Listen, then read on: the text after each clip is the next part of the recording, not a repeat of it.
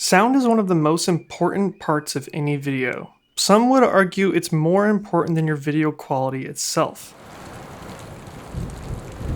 So in this video, I'm going to break down the sound and music from my recent short film Goodbye Kiss, which you can find in the description below or maybe up in the corner here. Either way, you're probably going to want to watch that first before you go ahead with this video. Now I'm going to focus on some of the mistakes I made, as well as some of the things that were probably right that I did when doing audio and the score for the film. So let's just jump right into the number one problem that I had, and a lot of people are already going to notice this. Let's just get this one out of the way, but that's the dialogue in the opening scene of the film. So there was a lot of rain in the film, and rain actually causes a lot of problems when it comes to doing audio. Now for the most part, it didn't ruin too many things because there wasn't that much dialogue in the rain itself. But in the opening scene, there was actually rain hitting the car while I was talking, and so that made it much more difficult. Now we had the mic inside the car the whole time, which was fine for the interior shots inside the car, but when I was staying outside of it, the rain was just bouncing everywhere.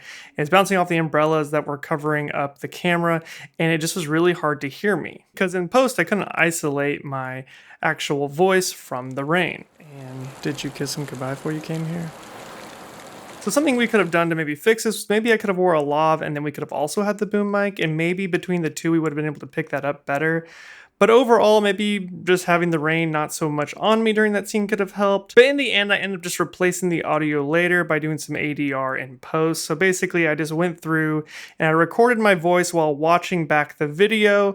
And I just recorded the voice onto a mic just like this in my room and tried to sync that up in post. And I even tweaked the dialogue just a little bit to make it sound a little bit different. And that's what I ended up using. Yes, it's not perfectly synced, but for the sake of the story, that's what I had to do. So ideally speaking, I would have tried to solve this on the day of, but it wasn't something that we could really combat then and there. I didn't really think the rain was going to be that hard to get rid of in post, but because I'm not great at audio, it was. Even Aaron Newberry, my awesome sound friend who helps me do all the audio on my projects, he wasn't able to make it to set for this one, so I had to ask for some help from him later, but he was like, you're just gonna have to replace it in post, and so that's what I ended up doing. Which isn't all that bad. This actually happens a lot in Hollywood to replace audio later, because it's just better. You have more control, and sometimes, yes, getting it on the day of is super important because it has to match up with the actor's face and whatnot, but sometimes getting it later is also just as good because you just have full control over the audio. And also, if you watch the short film first on YouTube, I do have a link in the description to a Vimeo link, where I have actually raised that ADR, that dialogue I did later, and I've actually raised that up a little bit, the volume on that, because when talking to Aaron, he was kind of like, ADR tends to be too loud often because when people are mixing it, it sounds too loud. So I think I just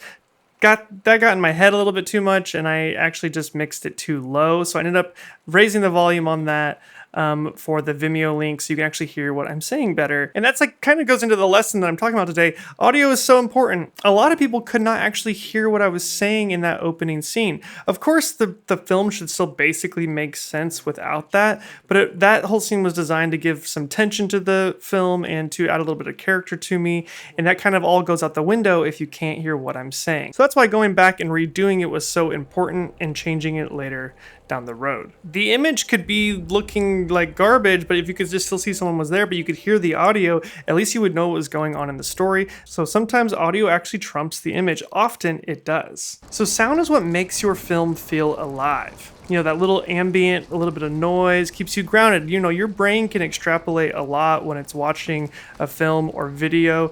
Your senses are working, your eyes are working, your ears are working. So that ambient sound is important too. So for us in a lot of shots, there wasn't dialogue, so we didn't need to have like a full sound setup for everything. So what I did was just take my little Rode NTG video mic and I put it on top of the camera, and we use that as basically an ambient scratch track throughout the film. Now, I didn't end up using this for every shot by any means, but we always had it there in case we needed that little extra audio. So in some scenes I did use it to get some of my footsteps coming across, or to get the cicadas or something going on in the background, but often I did not use that.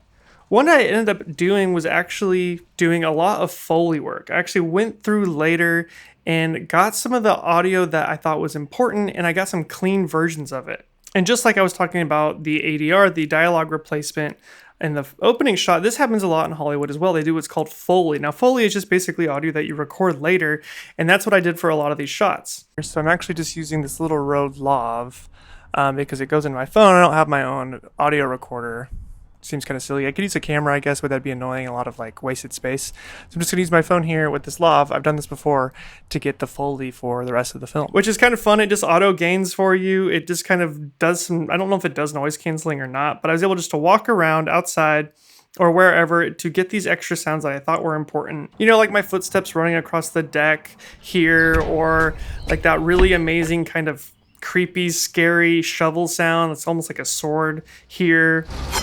These sounds were all recorded later just using a little lav mic and my iPhone. So yes, audio is important, but you also don't have to have the best equipment in the world to get good audio. You just have to have control over what you're doing. Just like with cinematography, you don't have to have the best camera if you kind of just know how to use it properly. So for quite a bit of the film, I went through and actually replaced a bunch of little audio bits. And then when there were situations where I couldn't get it myself, I was able just to find some sound effects online and then layer that in. Like the entire storm scene is all just sound effects that I had in a library that I was able to just layer on top of each other. You know, I had, instead of using, I couldn't get real hail, so I just used the sound of rocks falling for that. And then for the rain, I obviously had a rain track, but then I also had a hail rain track, and then I had some a wind track, and I ended up having like I think 14 tracks during that storm scene to give it that life, give it to make it really sound deep, like there was a storm happening. I even recorded my footsteps for that, and recorded some mouth voices of me acting like I was struggling, and I layered all that together to make that scene work.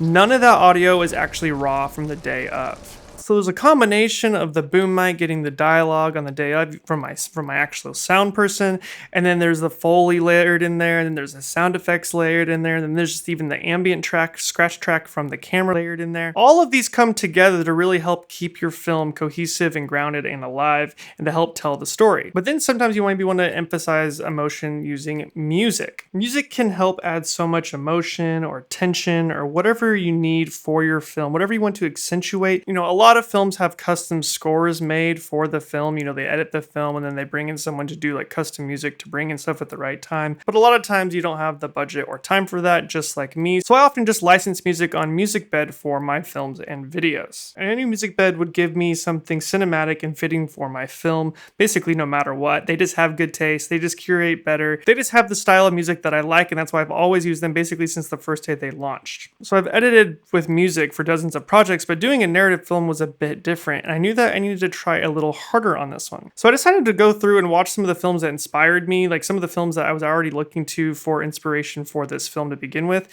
and see how they actually use score to set the pace and tone of the film. And the movie that stood out for me most was Prisoners by Denis Villeneuve. I don't know how to say his name, but Denis, he did Blade Runner 24, Prisoners, Sicario, Arrival, all amazing films. I really like how Denis builds tension in his movies, so I wanted to see what he would do here, because my film was kind of tense as well. And what I found out was that they don't actually have the score under the images that often. They let the dialogue scenes breathe with only ambient sound, and when something needs more emotion, or they needed to transition the story a little bit, move the story, or transition from one scene to another scene in an emotional way, that's when they would bring in the score. So I thought this was a great technique, so I thought I would try it out in my film. And this helped kind of guide me to the song I was looking for as well. So I popped on the MusicBed, which is the sponsor of this video, but I've been using MusicBed for my videos since like the first day that they launched many years ago.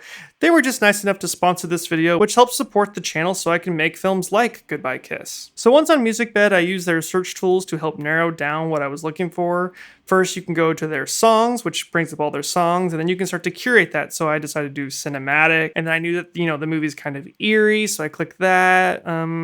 It's kind of serious, but let's just stick with eerie for now. And then I knew I didn't want any lyrics in there because I didn't want that to cloud any of the dialogue or anything like that. So I just did instrumental. And then this brought up plenty of great options to choose from. But as a longtime user of MusicBed, I knew there was an artist on there that I wanted to see if maybe they had something along these lines as well. And that's Makeup and Vanity Set. I've been using Makeup and Vanity Set's music for a bunch of my videos, and I really like the tonality that he creates. So I wanted to see if they also had a song that would fit with my film. And turns out they did, which was great because I was able to just like pick the mood and what I was looking for and then just type in that artist's names, and then boom, songs came up in that kind of same style. So once I found that song by Makeup and Vanity Set, Then I was able to add that to my project folder and then continue browsing just in case I come across something else that I might like better. And I was able to just do this all on MusicBed's website. They have all these functions built into it, so I can actually make a project. For this one, the working title was called The Seed. So I was able just to create a folder there, and if I find a song, I can just add it to that project, go back later, and then narrow it down even more. After a little bit more browsing, I did end up just going with that song. It's called The Object by Makeup and Vanity Set, and that's a song I ended up using for all of the film. Now, MusicBed isn't a royalty-free music platform. Each song is approved on the back end using their custom sync ID, which almost instantly approves your license when you upload a video. So if you want your first month free, use the coupon code Spencer at checkout, and I want to thank MusicBed for sponsoring this video. So I didn't just throw the song on the timeline and quit. Like I said earlier, I wanted to bring it in only when it was needed, only when it could be there to help tell the story and emphasize something in the film. So actually when the film opens, there is no music. I only bring it up right after the first scene to build some tension, to kind of set the mood once I walk away from the first conversation, kind of bring this eeriness in, this kind of power in, kind of showing that I'm going to be the protagonist of this film, and then I fade it back out. So then after that, I wanted to use the song kind of as a motif for the scariness of what's to come, basically reminding you that something's about to happen. So I only use it when something is brought up about the wife or the plant, or, because in this subject matter, they're kind of all the same. The wife and the plant are the same. So the first time we bring it back up again is when I grab the ring, which is me thinking about my wife. So then it's when the music comes back in, and then it goes out. And then I also use it to build tension when I'm actually burying the ring, because as long as the ring, the plant, or the wife is in frame, I basically have music there to emphasize that tension. And then to really use the music to kind of push a lot of drama into the scene is when I'm about to pass out. And just before I pass out, I ramp that music up really high just to build a lot of tension at that point of the story, just before I fall over and totally pass out and we cut to black.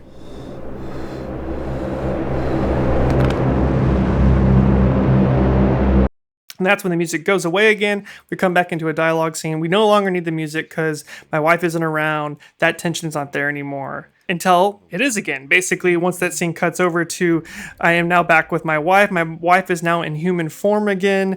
She's in the scene. We need to tell the audience subconsciously that things could be scary again. She just kissed me and I almost died.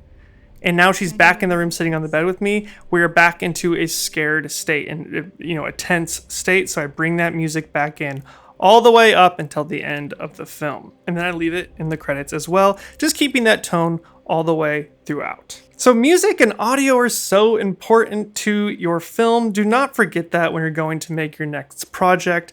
Yes, you need audio, and you probably love making images, but don't forget about your audio because it tells half, if not more, of the story. Sometimes it can save your film. Sometimes audio can make your film better. You can take some of your images that you have and the music can turn it into something new. So music and audio, those sound effects, are what's going to make or break your film as well, and don't forget that. So I hope this video was helpful. I hope you're liking this short film series that I'm doing. There'll be a couple more videos coming up soon. I promise there'll be a breakdown on the cinematography coming soon. So subscribe to the channel if you haven't already and you want to see that. And as always, until next time, guys, I'm Spencer Sakurai. See ya.